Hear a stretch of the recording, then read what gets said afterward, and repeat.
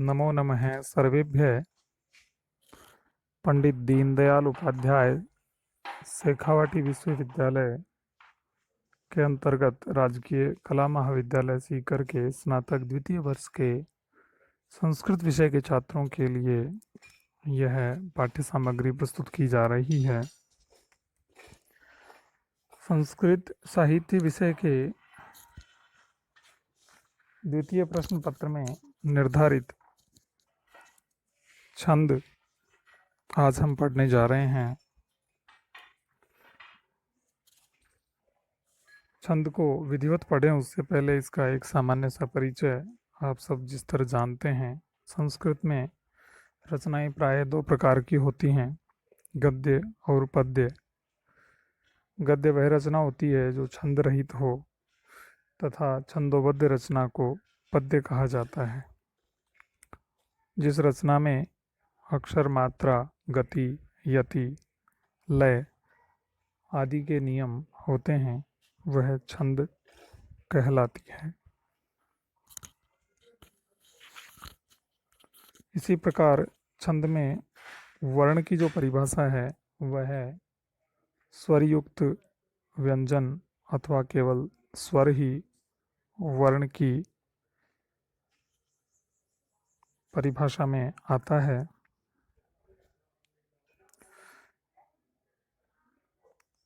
इसमें अक्षरों को, वर्णों को दो विभागों में बांटा गया है, जिसमें ह्रस्व और दीर्घ वर्ण।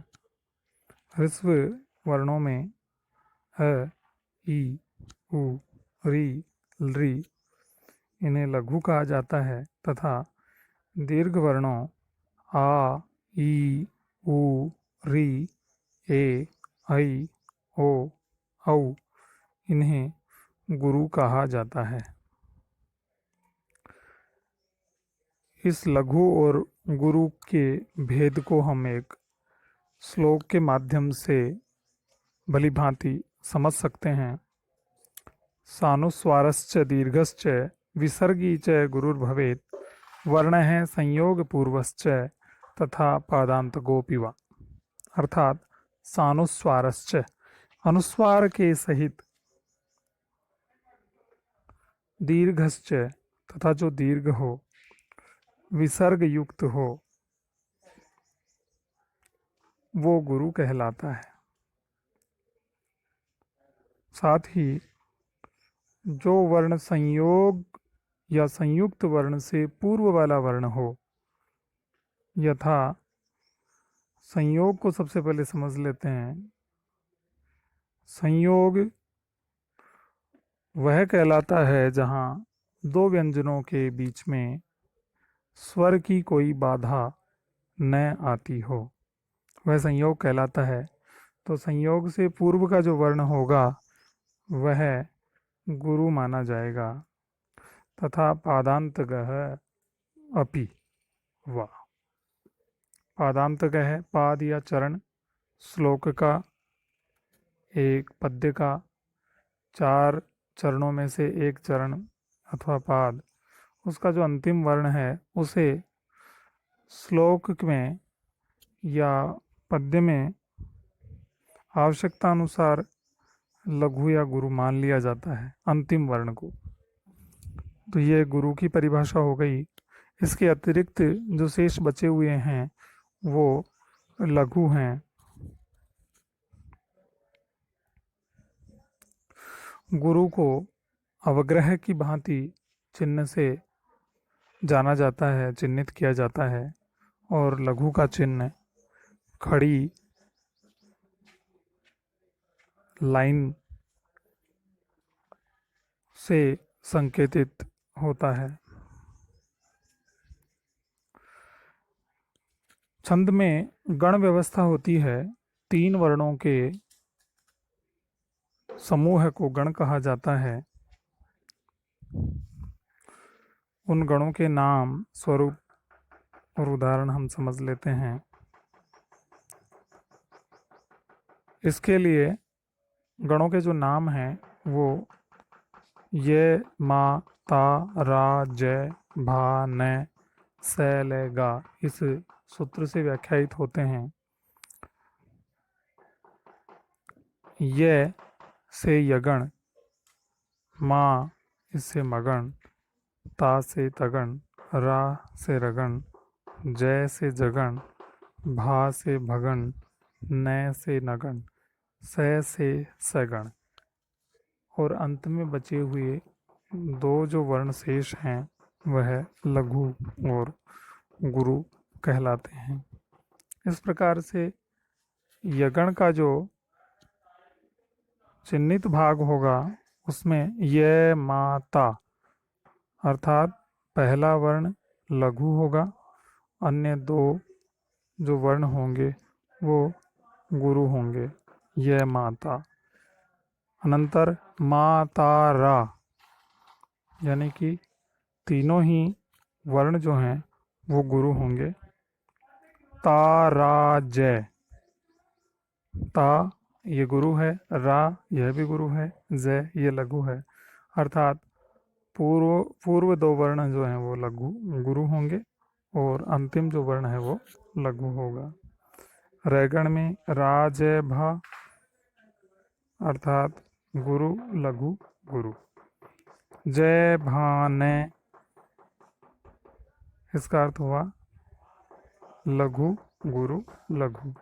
भगण में भा न से अर्थात पहला गुरु होगा, अंतिम दो वर्ण लघु होंगे। नगण में तीनों ही वर्ण गुरु होंगे। सगण में पूर्व दो वर्ण लघु, अंतिम वर्ण गुरु होगा। इनके उदाहरण भी सामने लिखे हुए हैं जिन्हें भलीभांति हम समझ सकते हैं। इस प्रकार से यह हमारा छंद का जो प्रारंभिक भाग है वो हमने समझ लिया है। इसके अनंतर हम विधिवत रूप से छंद को सीखेंगे। सर्वप्रथम पाठ्यक्रम में निर्धारित अनुष्टुप छंद को हम पढ़ रहे हैं। अनुष्टुप छंद को श्लोक भी कहते हैं और इसके जो चारों चरण हैं उसमें समान रूप से 8 वर्ण होते हैं, इसलिए इसे समवृत्त कहते हैं। इसके लक्षण का वाचन एक बार हम करते हैं। श्लोके षष्ठम गुरु गेयम सर्वत्र लघु पंचमम द्विचतुष्पादयोरिश्वम सप्तमम दीर्घमन्ययो। अर्थात श्लोक या अनुष्टुप छंद का छठा वर्ण गुरु जानना चाहिए। सर्वत्र लघु पंचमम और सभी चारों चरणों में पांचवा वर्ण लघु जानना चाहिए। पांचवा लघु, छठा गुरु, ये चारों चरणों में होंगे। ये लक्षण कह रहा है। द्विचतुष्पादयो ऋष्वम, दूसरे और चौथे चरण में सप्तमम, सातवां जो वर्ण है वह ऋष्व होगा। दीर्घम अन्ययो हो, अन्य यानी दो शेष बच गए, यानी दूसरे और चौथे चरण के अलावा जो शेष रिक्त रह गए वो रहे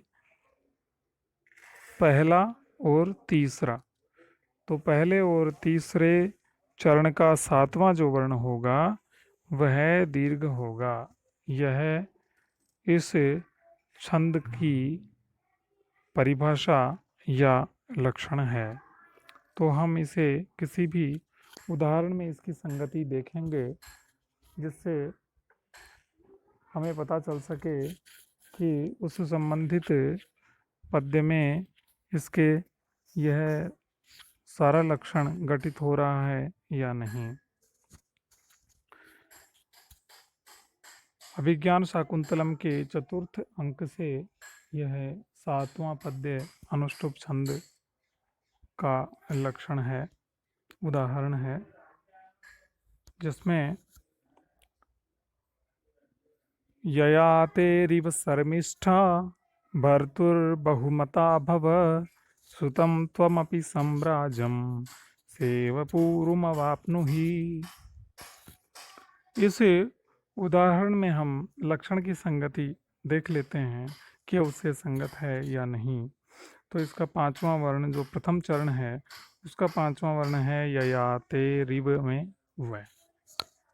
पांचवा वर्ण है, पांचवा वर्ण सभी चारों चरणों में लघु होता है, तो ये वह लघु है। छठा वर्ण भी सर्वत्र गुरु होता है, तो शय जो है तालव्य विषय यह गुरु माना जाएगा, क्योंकि यहाँ पर आगे संयुक्त वर्ण है आधा रे और मी, तो यह संयुक्त वर्ण से पूर्व होने के कारण इसे भी दीर्घ मानना पड़ेगा। तो यहाँ तक भी लक्षण की संगति हो रही है। इसके बाद सातवां वर्ण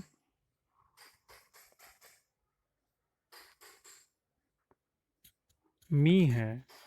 यह मी जो है यह भी गुरु है, क्योंकि इसके बाद में जो वर्ण है वह संयुक्त अक्षर है, इसलिए संयुक्त वर्ण होने के कारण मी भी गुरु है। तो अनुष्टुप छंद के पहले और तीसरे चरण का जो सातवां वर्ण होता है वह दीर्घ होता है, तो यहाँ भी उदाहरण की संगति हो रही है। इसी प्रकार दूसरे चरण में भर्तुर बहुमता भव, यहाँ पर हम देख लेते हैं पांचवा जो वर्ण है वह दीर्घ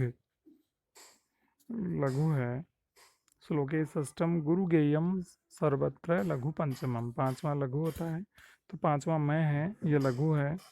छठा गुरु होता है, तो ये गुरु है ता, और सातवां भय जो लघु है द्विचतुष्पादय और ह्रस्वम, दूसरे और चौथे चरण का सातवां वर्ण लघु होता है, तो भय लघु है।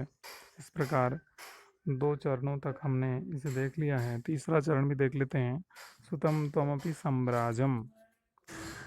तो यहाँ पर जो पांचवा वर्ण है पी, ये लघु पै में ई की लघु मात्रा है, तो यहाँ पर भी है पांचवा जो वर्ण है वो लघु है।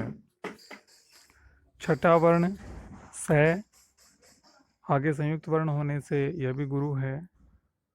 इसके अनंतर म्रा जो सातवां अक्षर है तीसरे चरण का, वह गुरु होना है, तो यह गुरु है। चौथा चरण सेव पूर्वम अवाप्नुहि, यहाँ पर पांचवा वर्ण में है जो लघु है, वा ये छठा वर्ण है जो कि गुरु है, और नु ये नु जो है वो लघु होने के कारण यहाँ भी इसे ऋस्व वर्ण माना जाएगा।